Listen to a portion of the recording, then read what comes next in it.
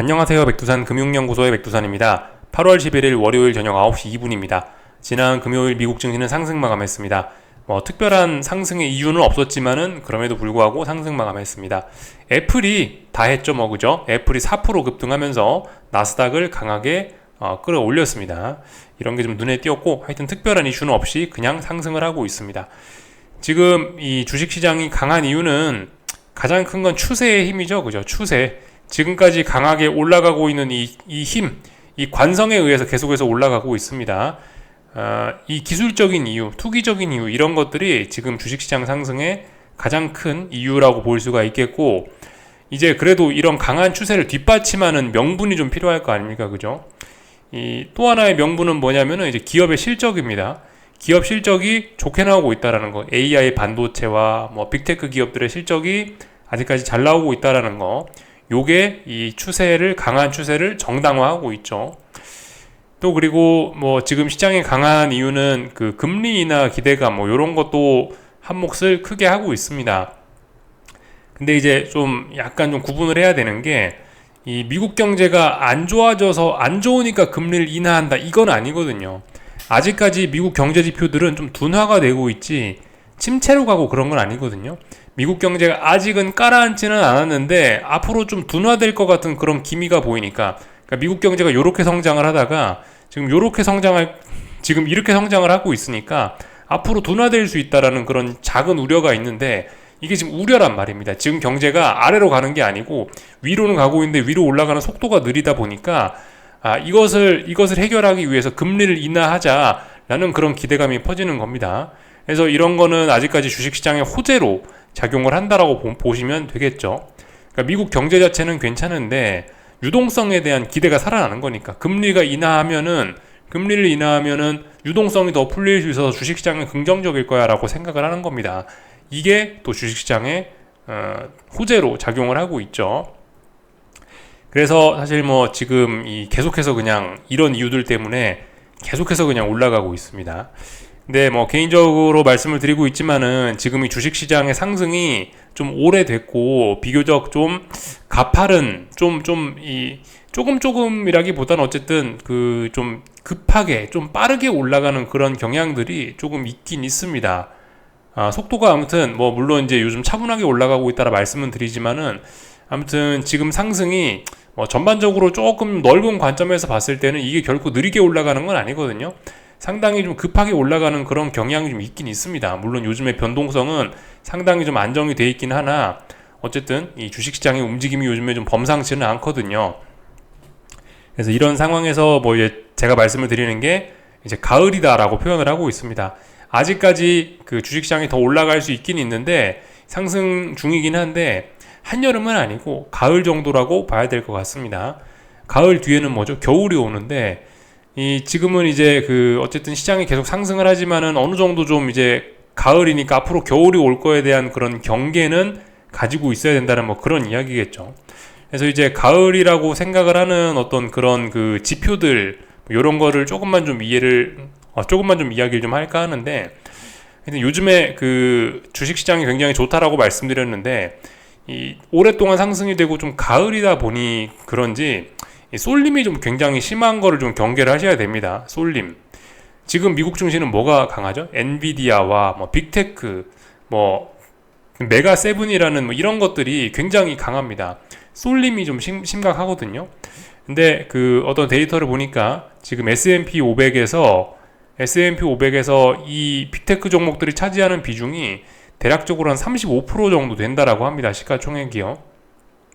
S&P에서 35% 정도 차지했을 때는 그 뒤로 성과가 좀 안 좋았다라는 그런 과거의 교훈을 좀 생각을 좀 해보셔야 되겠습니다. 이게 이제 좀 경계할 점. 이거 지금 추세 이런 거에 의해서 올라가고 있으니까 이런 어떤 기술적인 부분, 이런 것들이 또 시장에 이유 없는 하락을 불러올 수도 있다라는 거, 그죠? 요런 점을 좀 경계해야겠다. 지금 러셀 지수하고 골고루 다 같이 오르는 게 아니고 쏠림, 그죠? 나스닥 쏠림, 빅테크 쏠림이 굉장히 심각합니다. 요런 것들 좀 생각을 좀 하셔야 되겠고, 그리고 또 한 가지만 좀 더 말씀드리자면, 시장 전반적인 측면에서 봤을 때 투자자들의 현금 비중을 좀 살펴봐야 될 것 같긴 한데, BOFA에서 그 조사를 하는 게 있습니다. 펀드 매니저 그 서베이라 해갖고 FMS라고 그러는데 이게 아마 내일인가 또 한번 발표가 될 예정인데, 아무튼 여기 설문조사 내용 중에서 너 지금 현금을 얼마나 가지고 있니? 펀드 매니저한테 물어보는 질문인데, 너 현금을 얼마나 가지고 있니라는 그런 질문이 있습니다. 이게 현금 비중이 통상적으로 한 3.7%, 평균이 3.7% 정도 되거나 3.7%보다 더 떨어져서 3.6, 3.5 이렇게 떨어지면은 이 앞으로 한 달간은 주식시장의 성과가 마이너스를 기록하는 경우가 굉장히 많다라고 합니다. 상대적으로 채권이 강세를 보이는 현상이 좀 있다라고 해요. 물론 아직 뭐 3.7은 아니라고 합니다. 지금은 뭐 3.9 이 정도 된다라고 하는데, 아무튼 3.9나 3.7이나 근처에 있죠, 그죠? 물론 0.1%가 굉장히 큰 차이가 있을 수 있겠지만은 어쨌든 지금 현재 3.9에 근접하다라고 하는데, 3.7 부근으로 3.7을 터치하면은 그 뒤로 한 달간 주식시장의 성과가 안 좋았다라는 거, 이런 거 좀 생각을 하셔야 되겠습니다. 물론 조금은 더 올라갈 수 있죠, 그죠? 물론 아직까지 대놓고 주식시장에 매도 신호 이런 게 안 나왔기 때문에 계속해서 좋긴 좋은데, 이런 측면에서 기술적인 어떤 기술적인 이유로 인해서 계속해서 올라가는 주식시장인데, 그렇기 때문에 이런 기술적인 이유, 이런 단기 과열 이런 걸로 인해서 시장이 꼬꾸라질 가능성도 좀 있긴 있다라는 겁니다. 이런 점을 좀 경계를 하셨으면 좋겠다라는 거 참고적으로 좀 알고 있자, 이런 이야기를 좀 드리고요. 하여튼 뭐 금리 인하 기대감 뭐 이런 이야기를 드렸는데, 약간 뭐 또 하나 좀 경계해야 될 점이 있다라면은 물가를 좀 경계를 하긴 해야 되겠습니다. 물가 지표. 이번 주에 물가 지표가 좀 발표되긴 합니다. 이번 주 화요일 날이거든요. CPI가 발표가 되죠. 이게 좀 중요할 것 같긴 합니다.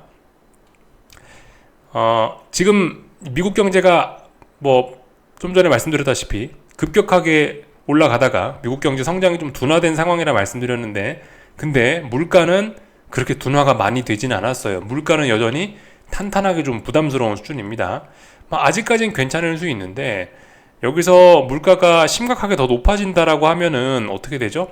그럼 이 금리나 기대감이 물 건너갑니다. 연준의 양대 책무라고 해가지고 물가와 고용을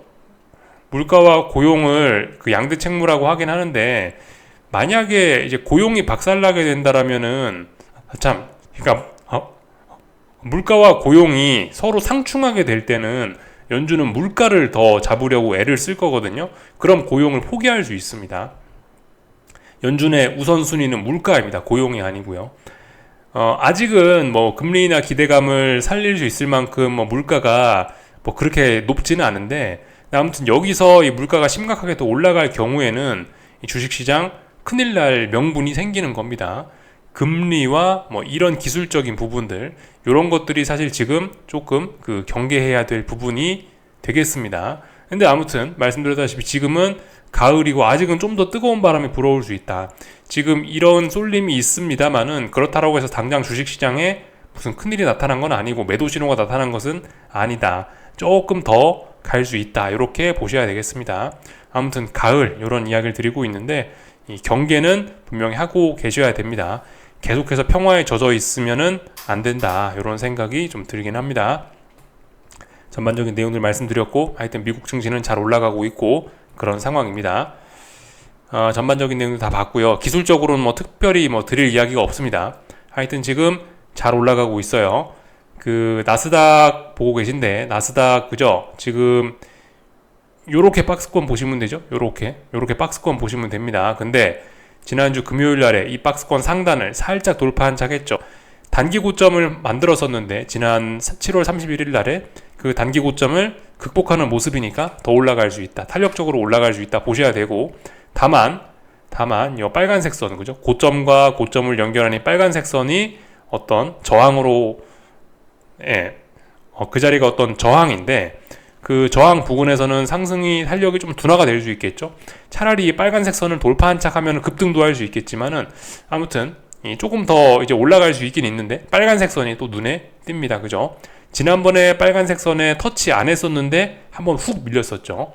이번에 움직임이 좀 중요할 수 있습니다. 이번에 빨간색 선에 닿냐 안 닿냐 이런 부분이 좀 중요할 수 있어요. 그 예를 들면 비슷한 어떤 그런 좀 예를 좀 보자면은, 나스닥입니다. 그죠? 똑같은 나스닥인데 빨간색 추세선, 고점과 고점을 연결한 선이 있는데 한 번 터치했다가 밀렸잖아요. 두 번째 터치 시도했는데 터치 못했습니다. 그죠? 세 번째 도전했는데 못했어요. 네 번째 도전했는데도 못했어요. 다섯 번째 도전했는데도 못했습니다. 와장창창창 흘러내릴 수 있죠. 그죠?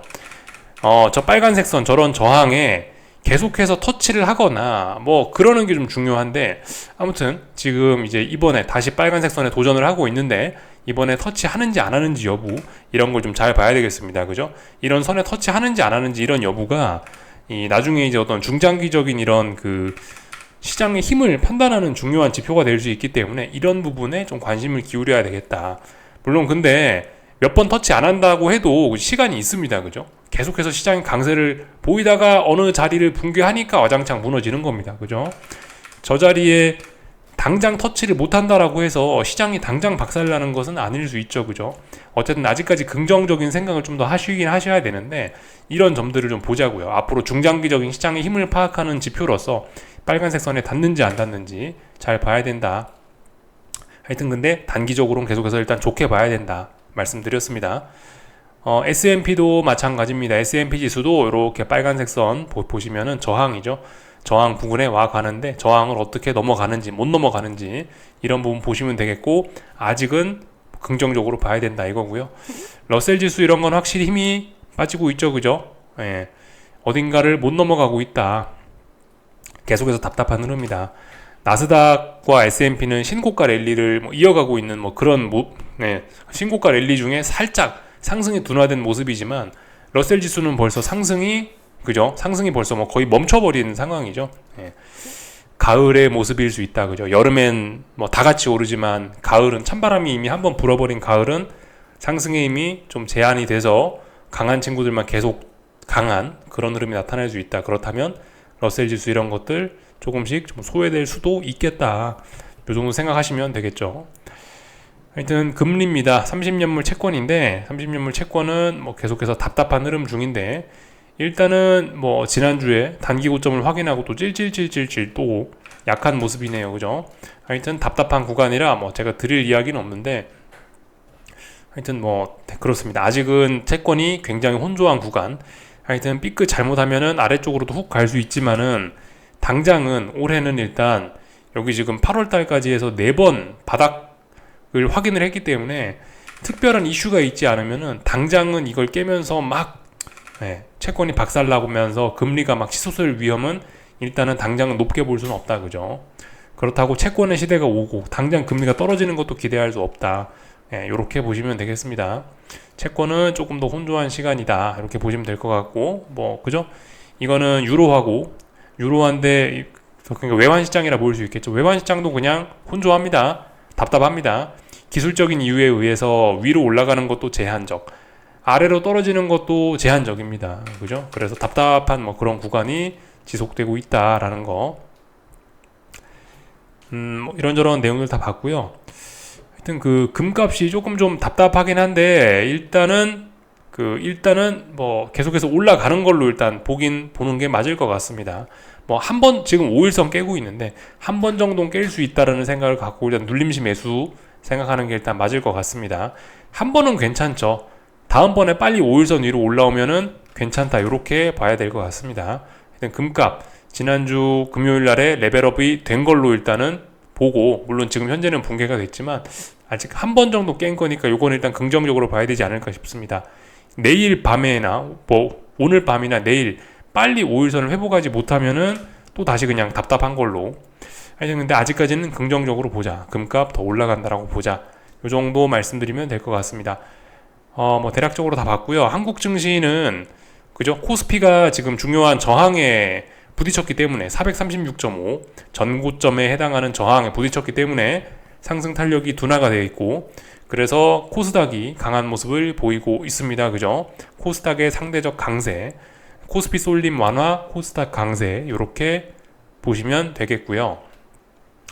코스피는 오늘 조금 하락했지만 아직까지는 긍정적으로 봐야 될 것 같습니다.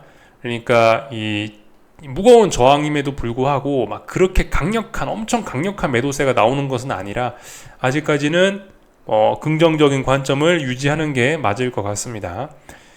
일단 이렇게 보시면 될 것 같고, 하여튼 그래서 436.6 이 자리가 중요한 저항인데, 지난번에 한 번 넘어갔다가 붕괴됐죠.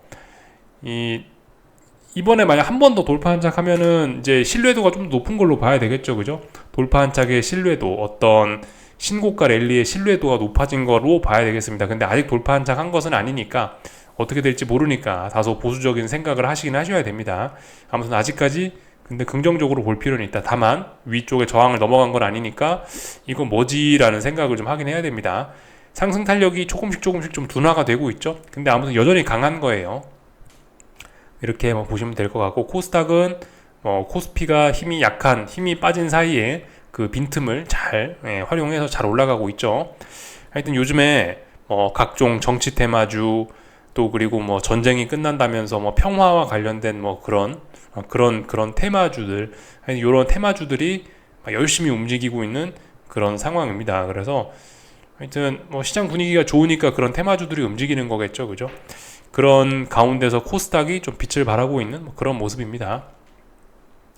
코스피 풋옵션인데요, 요거는, 그죠? 요거는 코스피 풋옵션인데, 일단은 찔끔찔끔 잘 죽고 있으니까 중요한 자리를 지금 깬지 2거래일째입니다. 중요한 자리, 전저점을 깬지 2거래일째니까 일단은 특별한 일 없이 시장이 많이 안정되는 그런 모습입니다. 변동성 지수, 코스피 변동성 지수를 봐도 시장이 일단 많이 안정되는 그런 모습이라서 일단 분위기 좋아 보입니다. 그죠? 하여튼 오늘은 이제 삼성전자가 좀 부진하고 하이닉스가 좀 올라오면서, 하이닉스가 오늘 5일선을 다시 한번 돌파 한착했습니다. 하이닉스 여기 그죠? 25만 4,500원 이 자리에 바닥을 좀 확인하고 이제 다시 올라가려는 그런 움직임이 좀 나타날 것 같아 보입니다. 하이닉스의 조정이 끝났을 가능성이 좀 높아 보이긴 합니다. 그렇다면 당분간 또 삼성전자는 좀 비리비리하겠죠, 그죠? 당분간 삼성전자는 이 71,400원, 500원 이 자리가 무거운 저항이라 말씀드렸죠. 어쨌든 아직까지 긍정적으로 보긴 봐야 되는데 지금 이 자리가 확실히 무거운 저항이긴 한가 봅니다. 이 저항 소화에 조금 시간이 좀 걸리는 듯한 모습이에요. 그 사이를 틈타서 하이닉스가 올라가고 있는데, 어쨌든 삼성전자는 계속해서 긍정적으로 봐야 되겠지만은, 그렇지만은 지금 무거운 저항을 만나서 상승 탄력이 둔화되고 있구나, 이 정도로 생각하시는 게 맞을 것 같습니다.